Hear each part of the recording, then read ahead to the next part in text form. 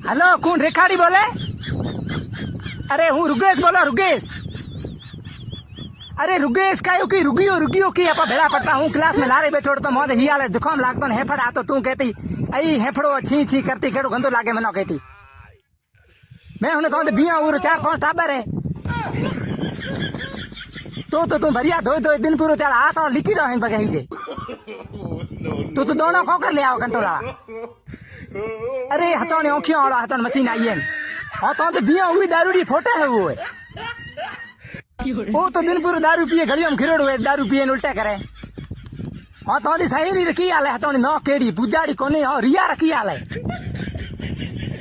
उईरा 4-5 टाबर है ओई भरिया तो है बड़ी ओए मनो की कहती हेफड़ो हेफड़ो हेंड्रो हेंड्रो हलता मनो कहती नाल हेफड़ा तो का और कितने फोन तो किया कर। हेलो काटियो वो।